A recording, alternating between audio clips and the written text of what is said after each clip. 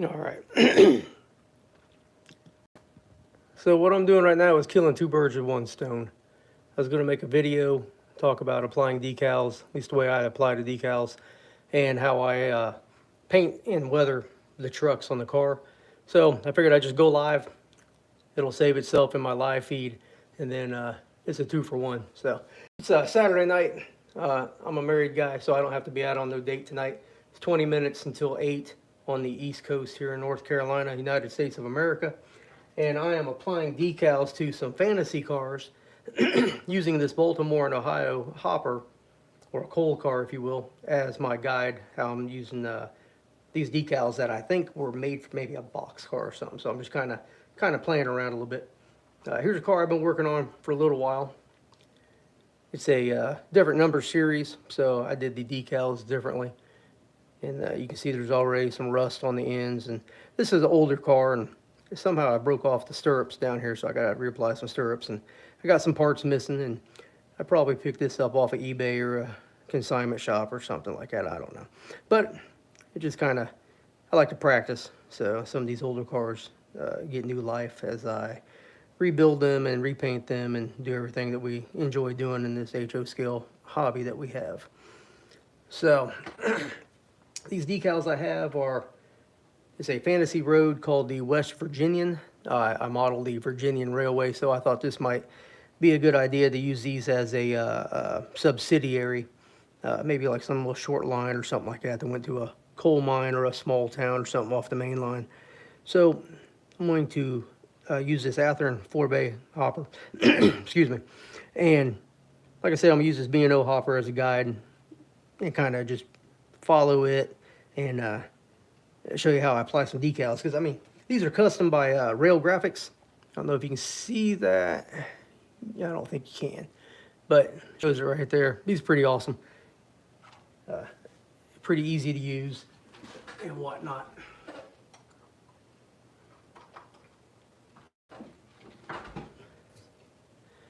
So some people say there is no wrong way to apply decals, but I'm here to tell you there is a wrong way to apply decals. So I'm going to show you my way, and you can determine whether or not that's the right way or the wrong way. But it's the right way for me. So I'm going to start off with my my larger decal here. It's a West Virginian Herald. It looks very similar to the Virginian Railway Herald, but it actually says West Virginian Railway around it. So it's kind of cool. So I only hold a decal in the water 10-15 seconds, kind of swish it around a little bit, and then I set it down, set it on the car in the approximate location where I want to put it. That looks good about right there. My tweezers have dimples in them. They fill up with water, so I always pat them dry after each use, so it doesn't compromise the next decal that I grab. So we'll go ahead and place a West Virginian up here in the middle.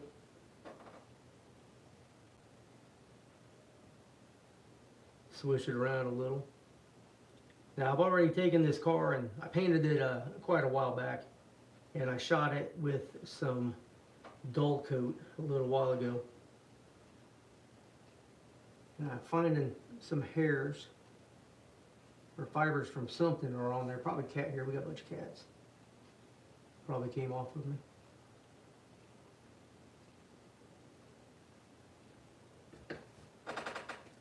And let's go with this next one.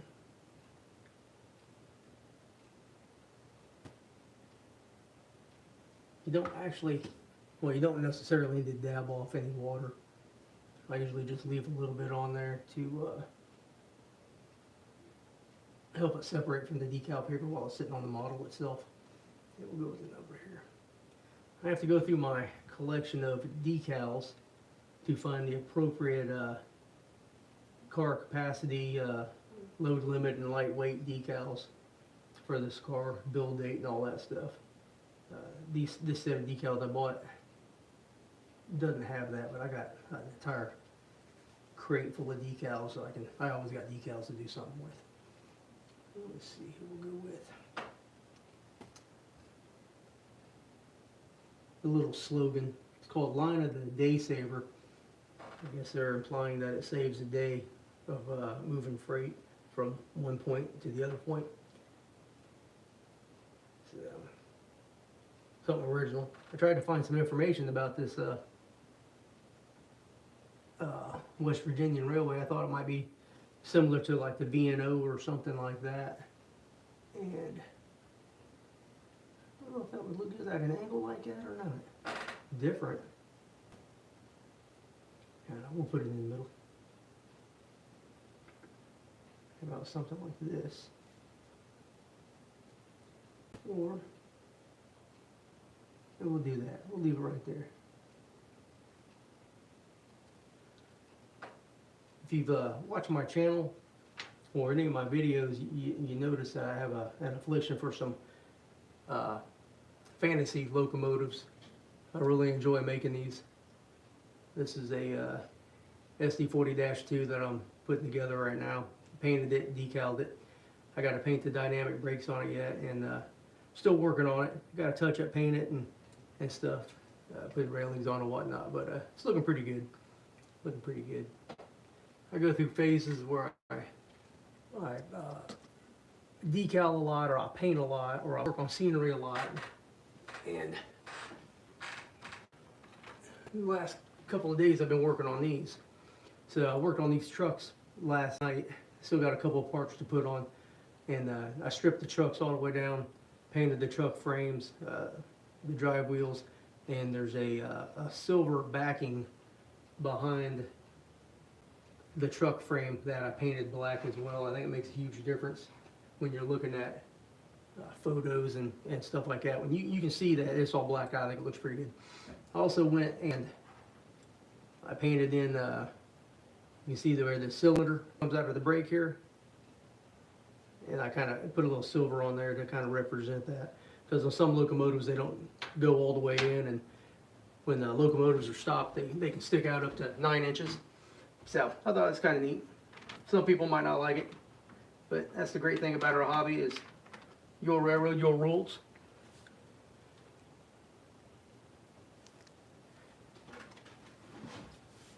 Alright, now we should be ready to go here. So I don't dump anything, I'll move that out of the way. Start off with the first one here, should slide right off. Very nice.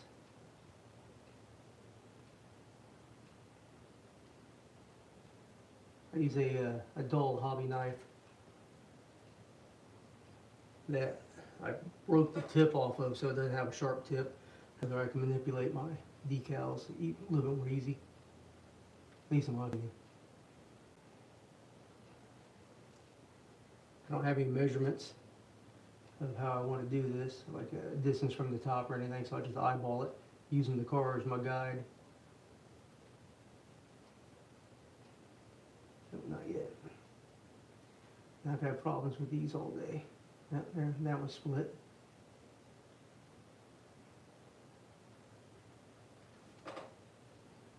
Sometimes you might have to add just a touch of water on there to get it to slide around a little bit better.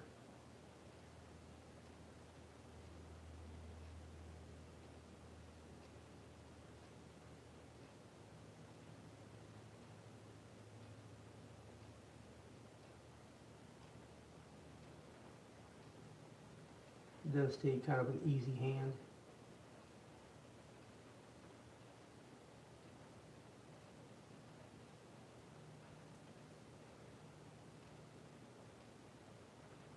There we go. Once again, nice and easy. Manipulate your decal up to where you want it. I use the rivets to center everything, or plumb it, or level it, or whatever you want to call it. I really like straight lines. I'm a little OCD, so I'll mess with this quite a few times and dab it dry, and then if I don't like it, I'll add a little more water and work on it some more.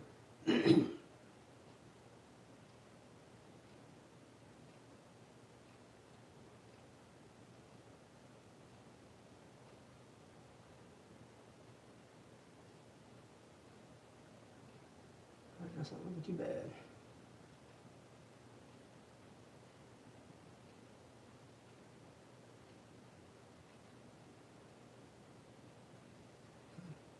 Let me get these off here.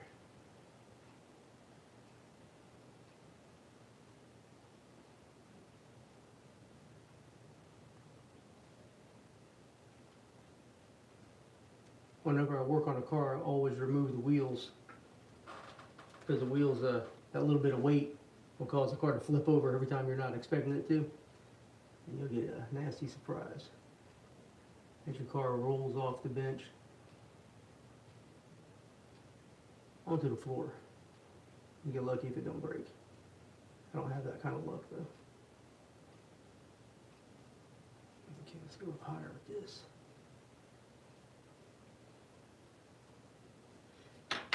Check out something here. I use these calipers quite a bit. I really like these. All I'm gonna do is I'm just gonna, my decals are about the same size as what's been printed on there, so it'll push everything up and give me room for my information.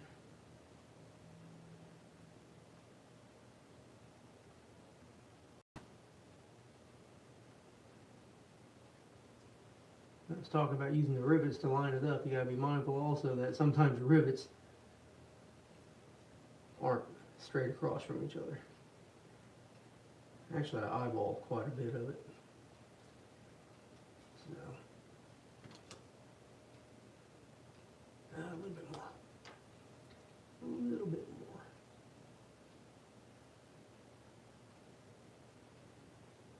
I was really happy the way those look too.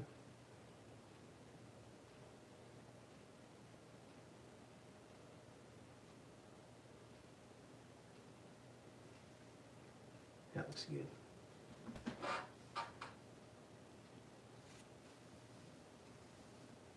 Push that back a little bit. I hope my head wasn't in there blocking everything. All right, we'll get this one off here.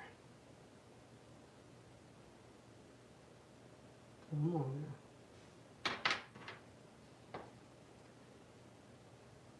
There's always one.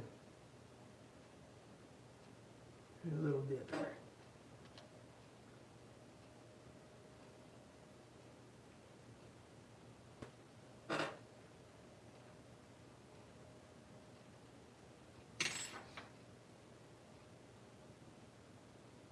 There we go.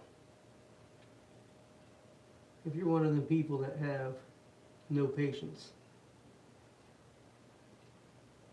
this will either help you to learn patience, or you can send me a message and send me your cars and I'll decal them for you. And it's taken me a long time to get to the point where I can do this without getting mad. Or getting frustrated. I wouldn't say mad, just frustrated.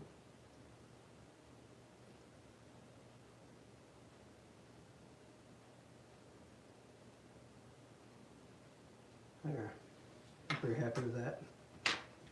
So, I'm going to go through and dab some of this stuff off.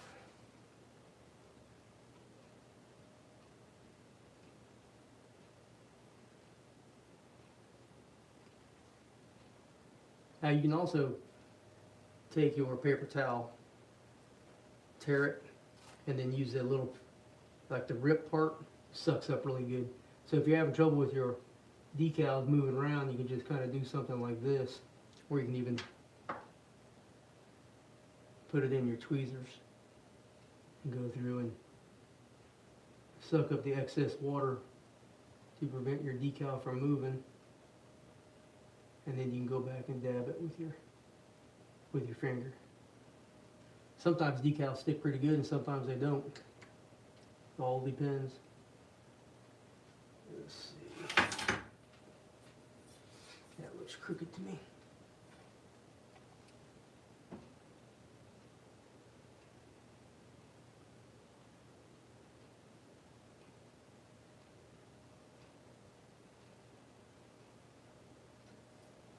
Leave just a hair off.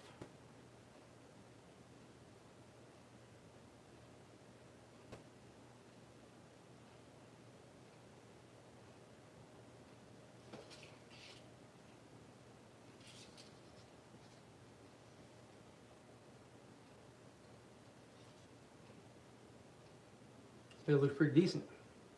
Pretty decent. About 15 minutes for the majority of one side. So, all right, we'll go ahead and paint trucks here a little bit. Here's your pro tip. Have some real good paint brushes. Go to Hobby Lobby. This is just one set that I have. I got a set that I'm using right now for most everything else right here. These are just various fine tipped. Matter of fact, this one here I've screwed up so many times. I use that to paint wheels. I'll show you how I paint wheels here in a minute.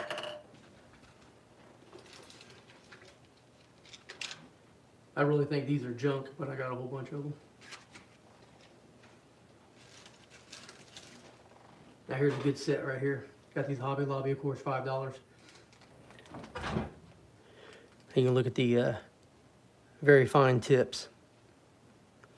That makes a big difference when you're getting in to the small parts and doing your springs. Makes life a lot easier. So this is my go-to color. This is a like a jam or jelly jar. And what it has in it is flat brown and flat black, just some teasters or testers, however you say it, I don't know. Flat brown, flat black, and then every now and then I'll add a little something here and there that you know, I'll see maybe a little bit more tan or a darker brown, or maybe a little bit shot of gray or something like that. So it's really got a whole bunch of different colors in it. And this is my new favorite color. This is just the testers or teasters flat rust. Doesn't look too bad, and I like it for sure when it dries.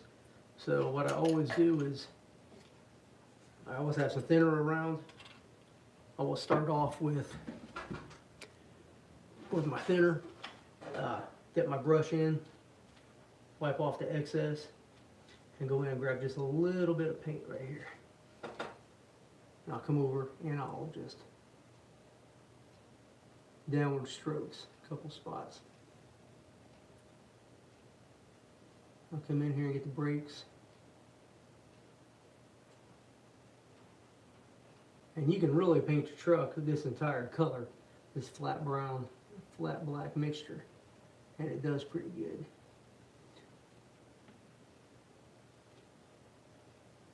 I'll put a little more on there. Let's try to get the sides. And I actually almost make it like a thick wash, and I'll go over it, the whole truck here, and it gives it a you know, a blackish brownish muddy looking color, but kind of like rust, but like dirty rust, if that makes any sense. Because if you ever look at the trucks of a locomotive or the trucks of the cars, I mean, there's probably 100 different hues of colors on there. So you can't go wrong. And these older cars with the friction bearings, you can put like a little bit of gloss or an oily looking black around the journal covers here.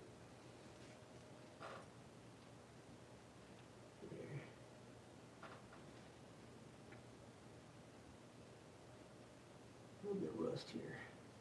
That went on a little thicker than what I wanted, so I'll go over here and hit this side.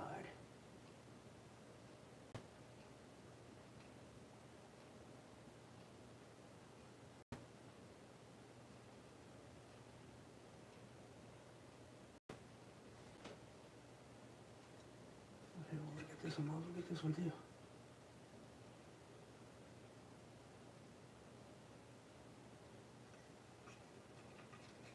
So when you're doing, I wouldn't say fine detail painting like this, but you just remember less is more. So I'll go through here and I'll put a little bit of thinner on, and I'll come out and hit this one here a little bit. I'll take a little bit of that extra off. I'll put a little bit down here because rust always runs down with the water, right? Put a little bit more on the brakes.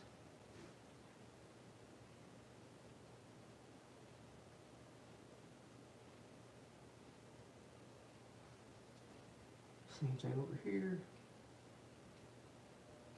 And this here, I just wipe it all over.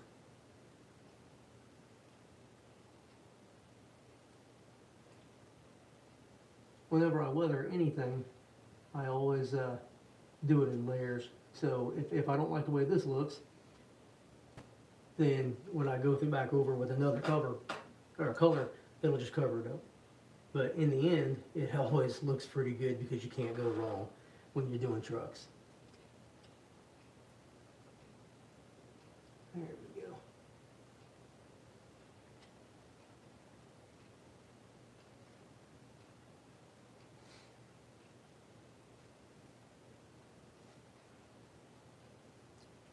Another little tip, when I was a conductor, I would always clean the mud off my boots on these bottom rungs. So you can always go real dirty on those. Also, I never saw a brake wheel that was fully painted. It was always, the paint was always chipped off and you could always see the metal underneath. So you could probably go through and put a little bit of silver around there or some flat steel and then throw some weathering on top of that as well. I've been using this rust color on my couplers. I really like the way that looks. Looks pretty good. Matter of fact, I experimented earlier with a Teaster's Rust with some Teaster's Flat Tan, and I'm hoping that's going to look good. And I have messed up my decal. So, I obviously touched it. There, this is how you fix it. A little bit of water on your fingertip.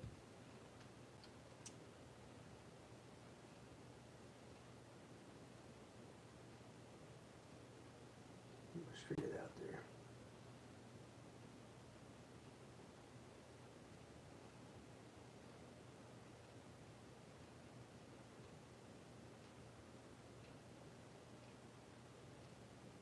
there. There. Easy peasy.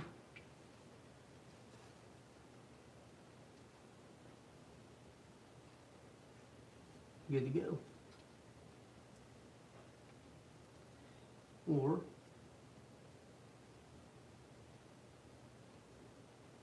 yeah, that's good to go. All right, we'll let that dry up for a little bit. I will work on these trucks so I don't mess that up. They got quite a bit of rust on them already, but I'll go through with a little bit of this and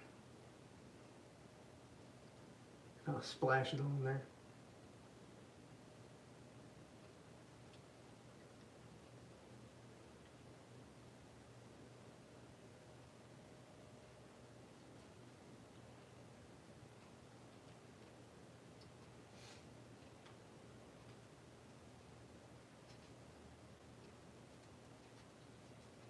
Kind of like those already. I might not do too much to it.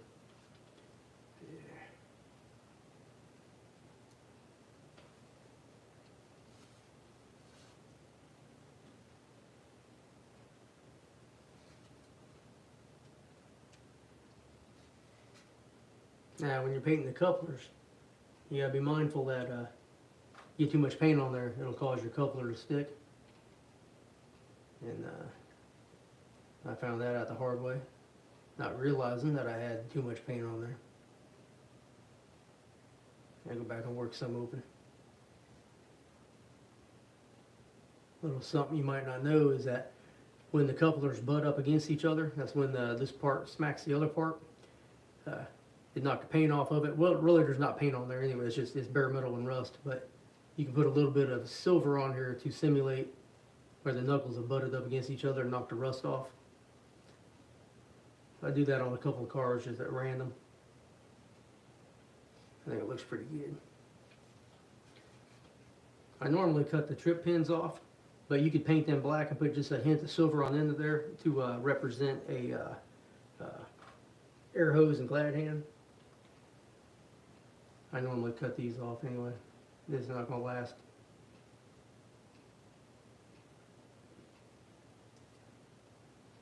I don't see the need for them anymore. I don't really think it looks that bad if you take them off. I've been going through and putting on the Details Associates, Glad Hand Airline and all that lately anyway. Yeah, that don't look too bad.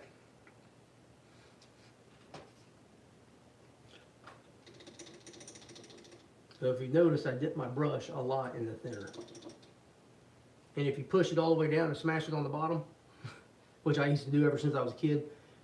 All it does is flatten out your bristles and messes your bristles up. So just stick the bristles in there, fling it around a little bit, and then wipe it off. And that does just fine. Keeps your tip looking good as well also. So I'm gonna let this one dry a little bit, and then we'll go to step 2. This one here, I guess I can show you step 2. So this is just some Walther's Solvaset decal setting solution. What I do is, of course, just paint it on. Not too thick now because it can, distort your decal, and it can make them re-wet them and move them as well. So use it sparingly. So basically, what I'm doing is I'll do this 3 or 4 times to get the decal to settle more on the rivets, and also to hide that film. I'll do this 4, 5, 6 times. You can do it too much. I've distorted decals and ruined the work by putting it on too much, but that's only happened once or twice. But what I do is I just keep applying it until I can't see it anymore, and then you can see it in just like when you move the car, you can see it in the light a little bit. That's when I'll go and I'll blast it with some dull coat, and that normally hides it and covers the car and takes care of everything. It looks really good. I'll show you a car I did here in a minute after I do this one that I thought was going to look like crap, and it ended up turning out pretty good. I'm pretty happy with it.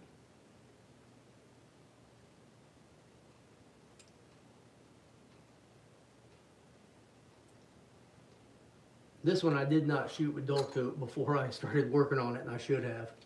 So we'll see what that does. I'll set that right there.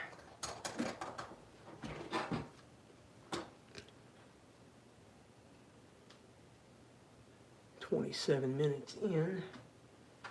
Oh, where's my car at?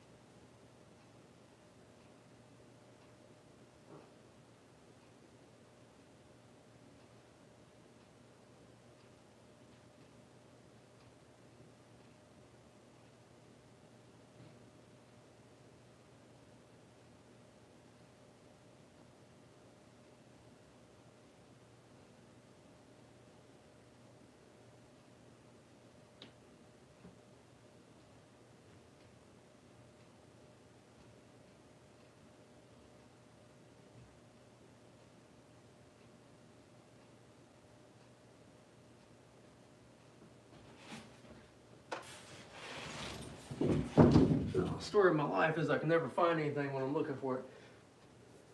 But we'll keep looking. So I'll give this here a couple more minutes to dry, and then we'll start painting on some other stuff here in just a minute.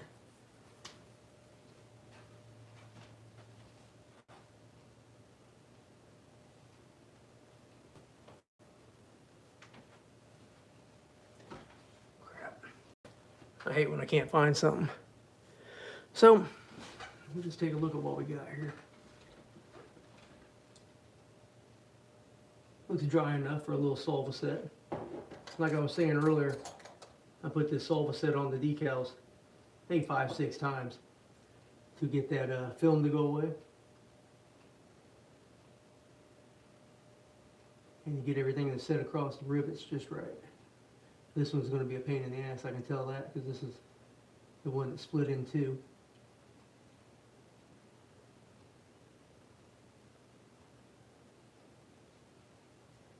So, while that dries, I'll show you how I paint wheels. Everybody knows what a clothespin is. All I do is take the clothespin, put the wheels in the clothespin, and then it just holds it in place. I get my my blunt brush, as I call it, that I tore the end of it off. Always start off with a little bit of thinner, get it in your brush. I'll go with some rust on this one. A little bit more in there. And the wheels are like your trucks. You can't go wrong with them.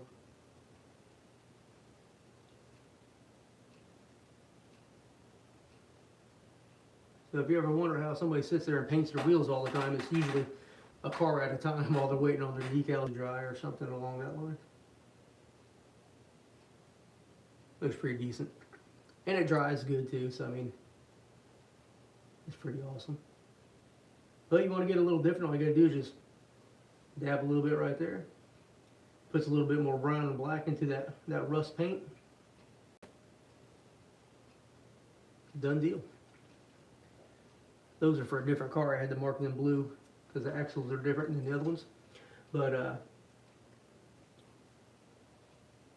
believe these are already painted black, but I've never seen black wheels. Little tip here: if you're having working on a hopper, like a covered hopper, a cement hopper, you can use a little bit more of a brown or a tan or a dust-looking color.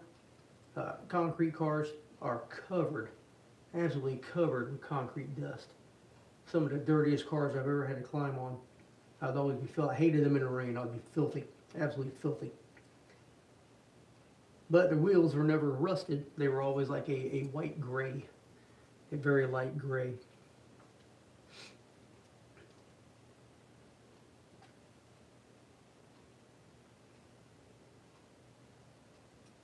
There we go. Let's try my new color here. I just mixed up.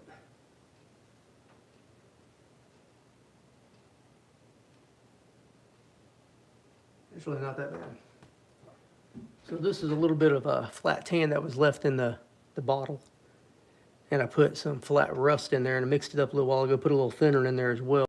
So it should change the color a little bit. And it might just be perfect for what I'm trying to do, which is always trying to make everything look a little bit better than the time I did before. And you really don't want all your wheels to look the same anyway. So nothing on the railroad, on the prototype, is the same as another car, except for maybe the paint job. But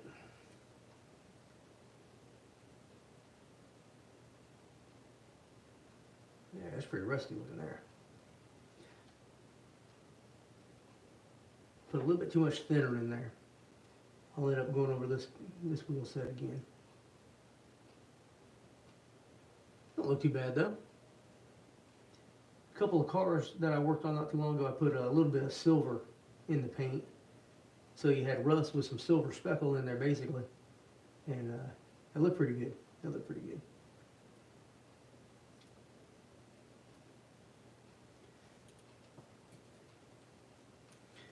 Usually a little bit thicker color works better on these wheels.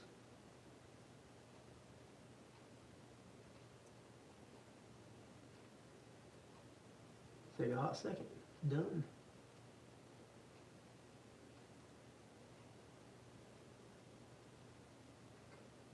So if there is anybody watching, I can't see my phone to see if there is or not. If you're leaving comments, I apologize that I'm not answering because, yeah, as my wife says, I'm a man, I can only do one thing at a time.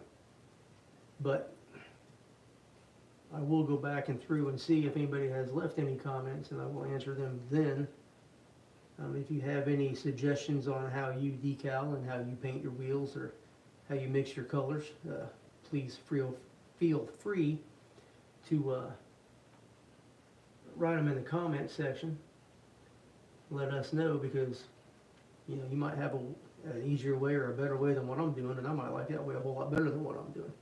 So we are here to grow our knowledge and be positive and all that good stuff, because what would we have without model trains? Because if you're here watching this on Saturday night, you're probably a nerd like me, gonna go watch some Star Wars here in a little bit, and we'll run trains till midnight because that's what we like to do.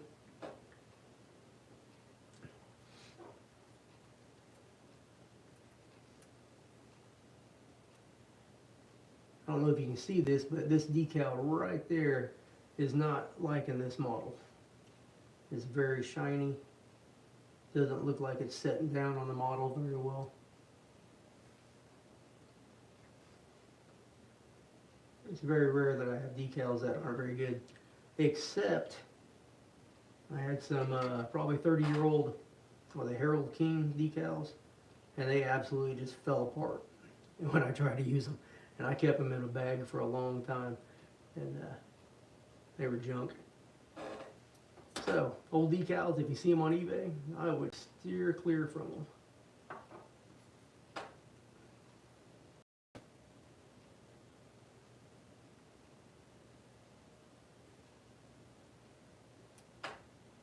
Yeah, those don't look too bad. Let's go over here.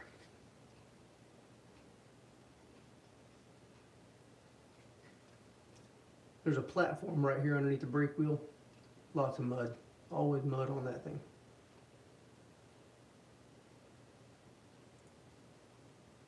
Well, a lot of people don't know, if you were a conductor, you would be climbing up this ladder and then stepping around this way versus trying to climb up this way.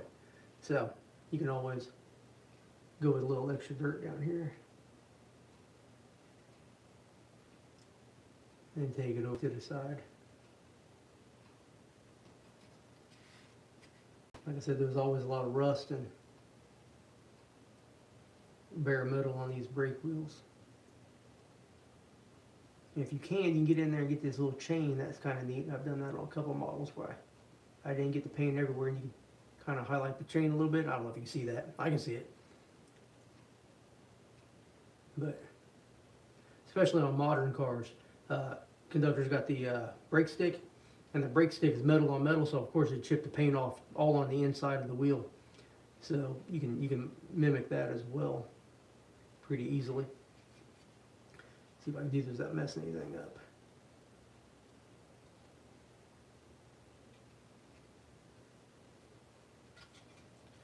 Always a lot of rust down in here, hinges and stuff, rivets. When I'm doing brushing on my colors, I don't streak them. I just kind of dab them a little bit.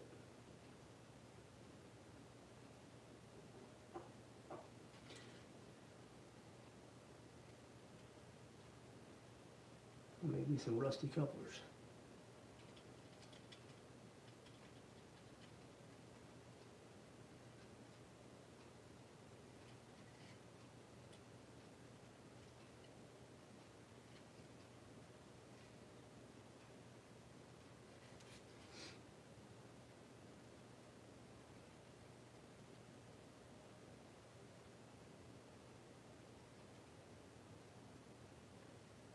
You ever watch Ken Patterson's video? He'll talk about the flow of water. You can do a lot by understanding the flow of water when you're modeling a car or doing weathering. But of course, water flows from the top to the bottom, so you can streak it, especially like in these, I guess where the panels rivet together here, and your rivets will always, a lot of times have rust around them and stuff like that. So he's got some good stuff. I'm glad I found his videos when I started getting back into model railroading again. I spent a long time in the Army, so all I did was collect cars and whatnot without doing really any work to them. I'd put them together, but I never really messed around with weathering or anything like that, because I really didn't know what I was doing. I didn't have a layout or anything, so I just got too much on there. I don't know, too much there. Yeah, we'll go down, clean this brush off a little bit down here.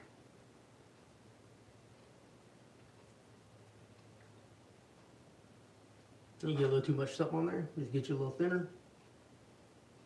And there you go. You still see that, but with that thinner in there, it kind of turns it into more of a wash, and that'll fade away and it'll look pretty good here when it dries up.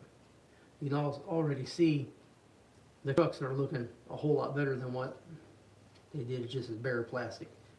If you can see these two, they look pretty good. Hope you can see that.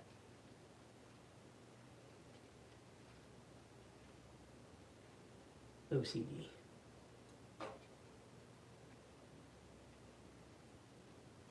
There we go. That looks even a little better. There we go. I feel like Bob Ross. I learned something about Bob Ross the other day. As a matter of fact, that he was a Master Sergeant in the United States Air Force. Retired after 20 years. I think he was on TV for 6 years, and then a couple of years after his show ended, he died. Early 90s, mid 90s.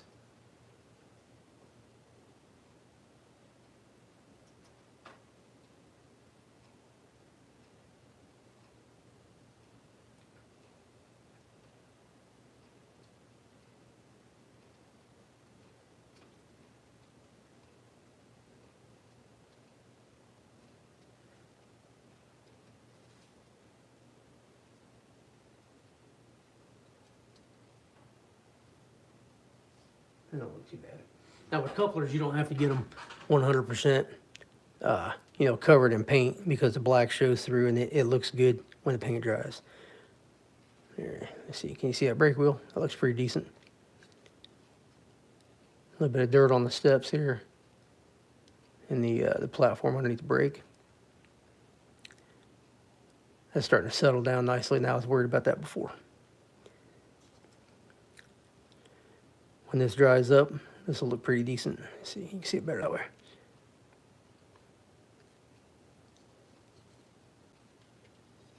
And that coupler there is looking pretty good. Not really too concerned about the bottom of the car. You don't really see it. This is kind of plasticky, shiny looking though, so I'll probably shoot the bottom with dull coat when I'm done with it. But I don't know if you can see this, but like this part looks very plastic shiny. And this is the part that I painted earlier, so it's already, I can tell a big difference. So once I put these wheels on, I think it'll look pretty good. So if anybody is on Facebook, you can find, I have 2 pages. One is the Virginian Railway Newcomers Town subdivision. And the second page is the Pennsylvania Railroad Panhandle division.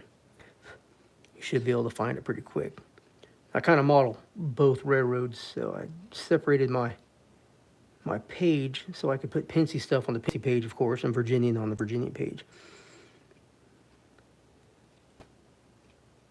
So, but I post a lot of pictures there. I also have Instagram, which I'll eventually put down in the description. I haven't had it very long, only maybe a month or 2. So, it's HO Scale Model Trains 2020. It might be the exact same name as my YouTube channel. HO Scale Model Trains 1221. I think that's what it is on Instagram. There we go.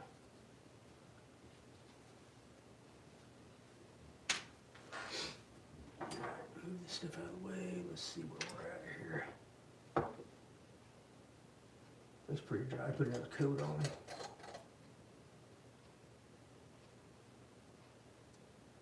I did a little work that B&O car since it's sitting here.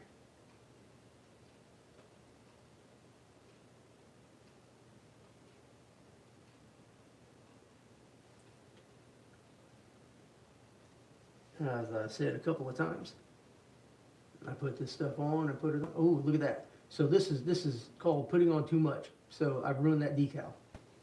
So now I got to be extra cautious with everything I'm doing here, because I messed that one up. So since I messed that up, I'll just put some rust on it, and I'll hide that defect that I just made. Yeah, kind of smudged up right in here where the WV and all that is.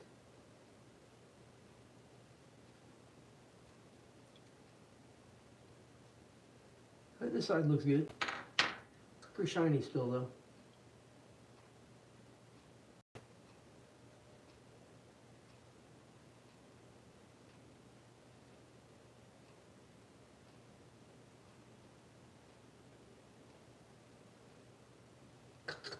There.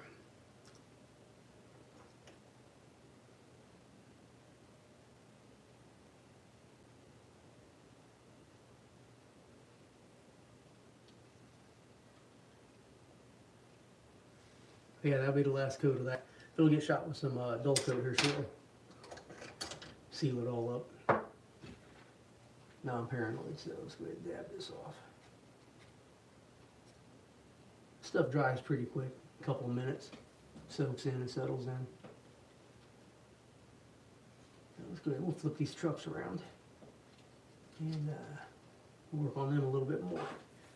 A good brush.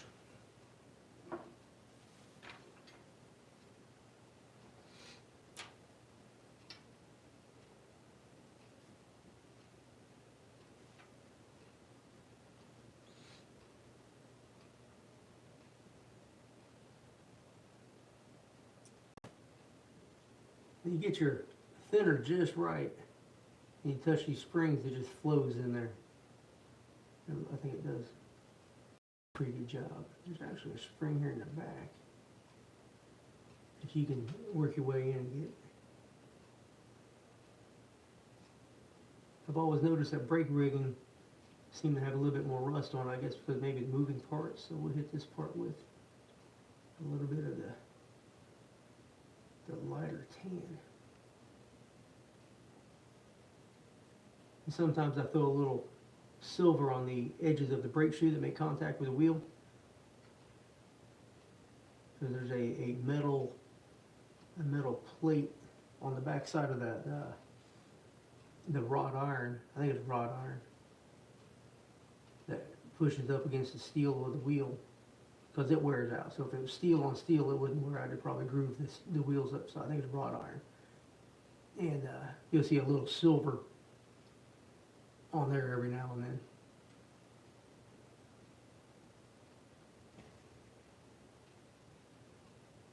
So on modern cars that have the roller bearings, you'll see blue roller bearing caps. You see green. I think I've seen red and yellow as well. So if you have roller bearings on there, you can, on every you know, randomly, of course, on every, you know, so many cars or whatever, you could paint the bearing caps on there. Make a little difference. I know there's some trucks out there that have the roller bearing caps that rotate. I don't know if that would interfere with that or not, so keep that in mind. You're not just painting the surface of the truck, you have an inside of the truck too, so you can get in them little grooves in there on the tops and the bottoms, and you got a lighter color and a darker area, it'll make that part stand out a little bit, give you more of like a 3D effect. And once again, it don't have to be perfectly covered. A little bit of black showing through doesn't hurt. No, I like that one a lot. That looks good. If your paint starts drying up in your cap, just put a little thinner on there and you're good to go.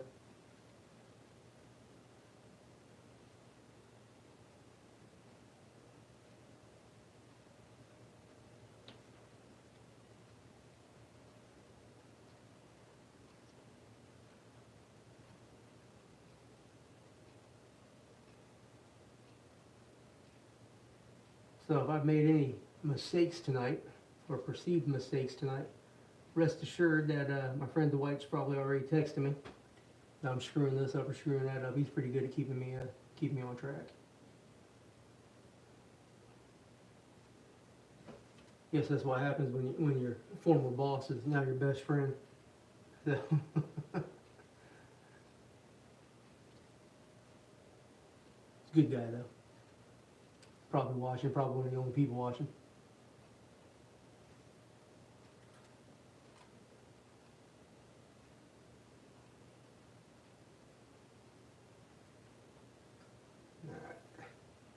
A bit more at the bottom here. Missed a couple spots.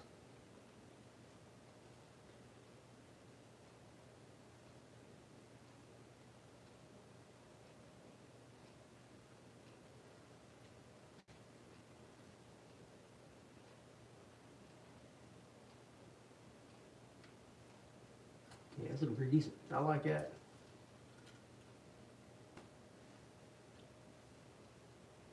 If you can't see, leave me a comment, and then go check my Instagram or my Facebook pages here later on, and I'll have some photos posted up there. I can zoom in and everything. It'll look pretty good. And you'll be amazed at just what a little bit of paint on the trucks and the wheels can do for the look of your car. I'm not one of those guys that likes a heavy coat of weathering. I don't really know why, I just don't. But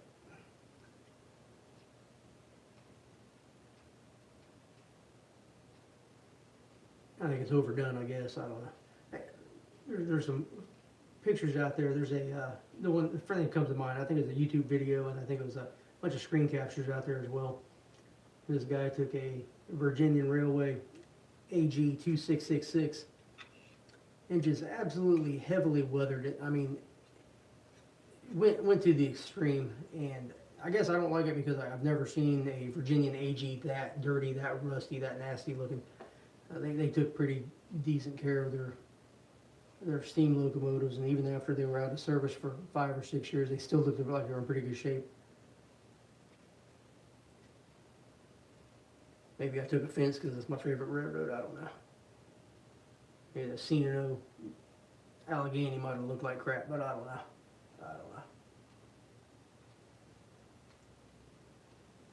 I guess I'm a C&O fan as well. I'm a fan of all railroads, pretty much.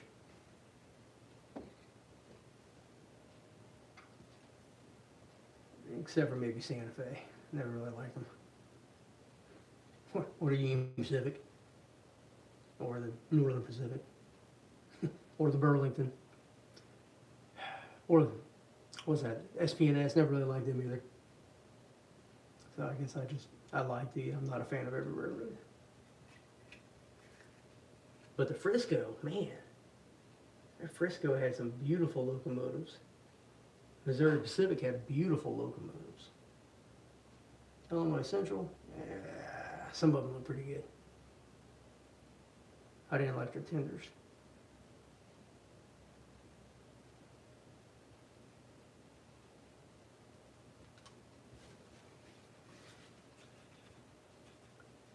There you go.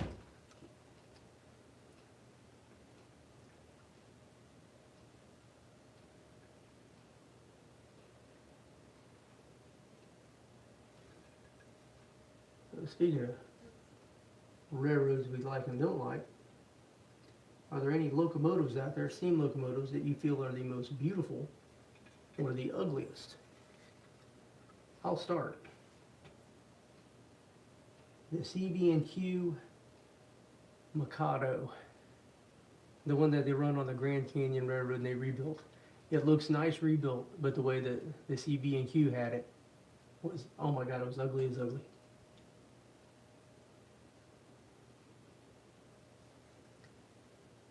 Missouri Pacific has some beautiful locomotives. They had some home-built 484s that used to be 284s that were gorgeous. Gorgeous. B&O had some beautiful locomotives. EM1, very symmetrical, very powerful. Had a unique look. And B&O also had the T3 Mountain that they built in their St. Clair shops that looked like ass. I hated it. Horrible looking thing. Oops, too much there. I'll come back and fix that.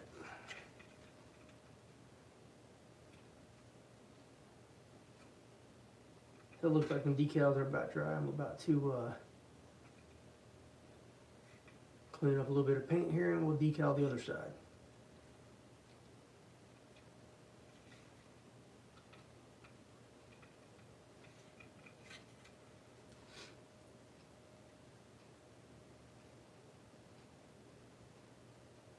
So speaking of beautiful locomotives, ugly locomotives, here's a true story for you. When I was about 13 years old, a 611 came through Decatur, Illinois. And my father and I and my grandfather went to go see it. My grandfather didn't want to ride it, so he drove to Tolono, Illinois to pick us up. So my dad and I rode on behind the 611, and it's a passenger train for about 60 miles, I think. 60 miles, maybe 70 miles. But we was doing 70 miles an hour. And I remember this older gentleman talking to me about the speed, and he was timing the milepost. Well, I had no idea what the hell he was talking about. All I knew is he said we were doing 70 mile an hour. I thought that was pretty cool. So 70 mile an hour across the middle of Illinois on the former Wabash main line. I thought, I have lived my life. This is awesome. So get off the train. My grandfather's checking it out. He's looking at it. He looks at me. He says, "That's the ugliest looking locomotive I ever saw in my life." And he broke my heart. So beauty is truly in the eye of the beholder. And I think this is looking quite nice. Hope you all can see that.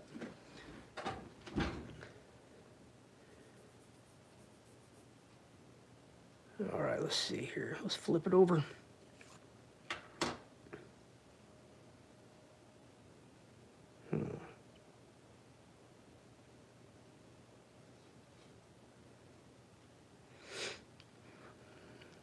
I believe I'll end up painting the inside of this car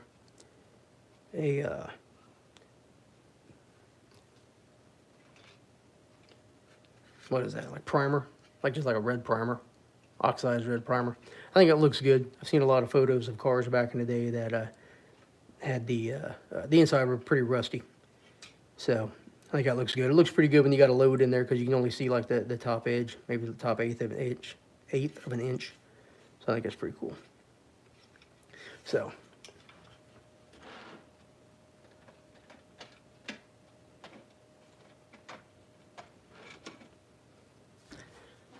let's see where we're at.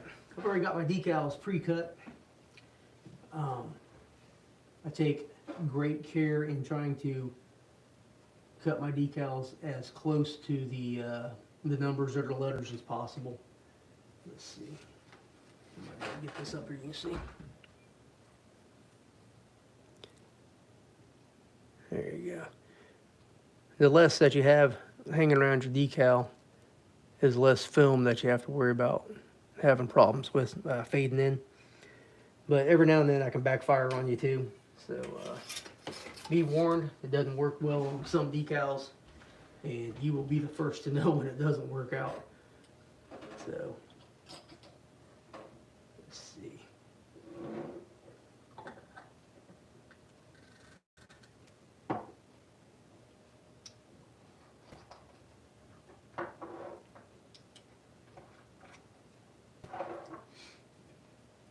There's our wheels that have dried.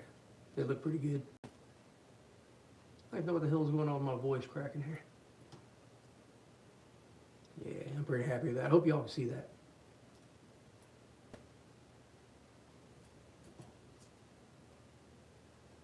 And these clothespins just hold everything just perfectly. So, well, that was a little wet still. Not too bad though.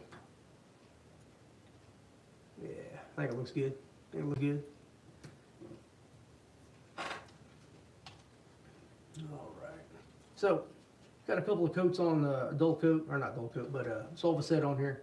Looks like everything's set down pretty good. Everything's dry, so it's okay to set it on its side. If you really wanted to, you could probably, or I could set it kind of at an angle here, so they're not really touching anything. To each their own, whatever you want to do, whatever works for you, whatever works best. Like I tell my wife, when you're happy, I'm happy. And when she's not happy, I'm the first to know it. All right, so we'll start off with this larger one again.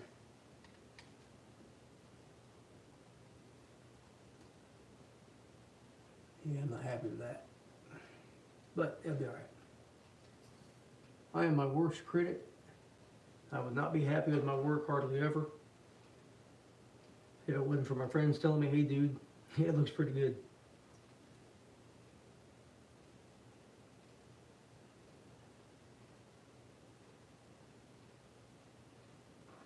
There. Double check here. 1, 2, 3 in. 1, 2, 3 in. I'll go ahead and get this one down here as well. Now, if you saw that, I didn't dab off my dimpled tweezers, and the water and the tweezers grabbed a hold of that decal and pulled it up. Which didn't do any damage or anything to it, but it's just, if you're working with real small decals, it'll get stuck up in here. I probably just need to get some different tweezers, but I like these.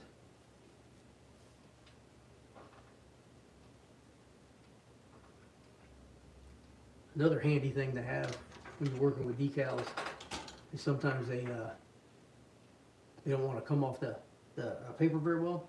You have to let them soak a little longer. So get some of these tweezers that stay closed, they spring closed. So you can just set them in there and then they don't let go of your tweezers, and you got to try to fish them out. Hope that made sense. Made sense in my head when I was trying to say it.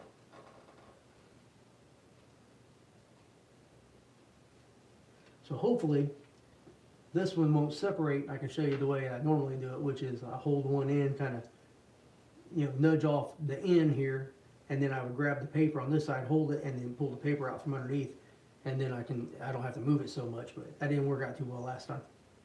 So we shall see. And this is still set for where I need to put my.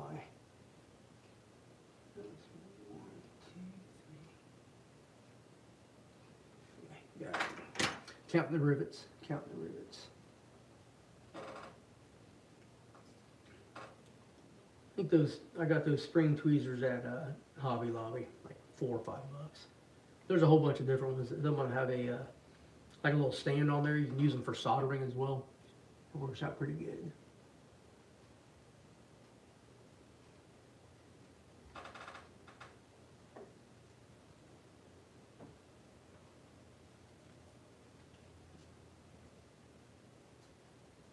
Last one.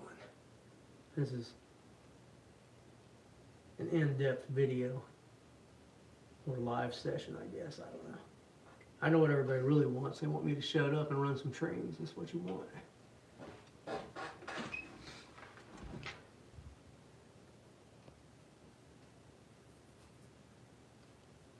All right, so it's been over an hour.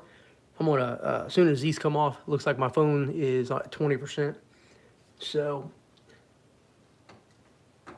I will probably go ahead and just bring this to a close.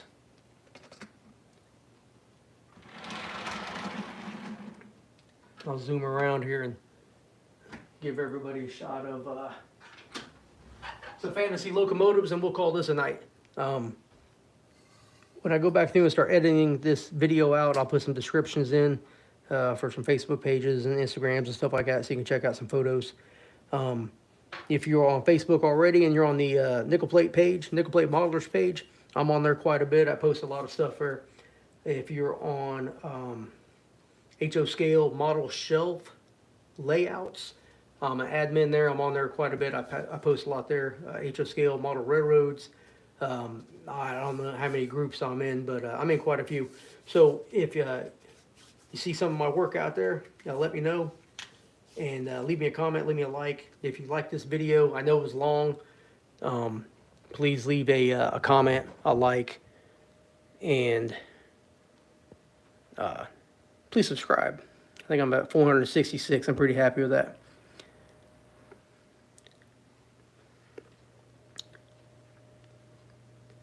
It's all quiet on the railroad today. Fantasy locomotives right there. Burlington had SD40s, but not SD40-2s.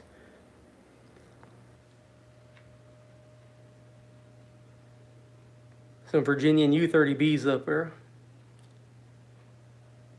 Oh. Star Wars. Geek. And you come around. Got the big bridge.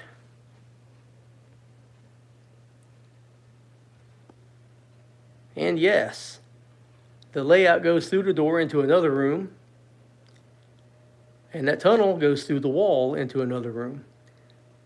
So thank you all for watching. I see one person's out there. I appreciate you. I'm going to get off of here now before my phone dies. Thank you very much for watching. I hope you liked what you saw. Hope you learned a little something. Leave me a comment. Let me a like. Subscribe. Tell your friends. Tell your family. We love everybody who loves trains here at HSKL Model Trains. Thank you. Have a good night.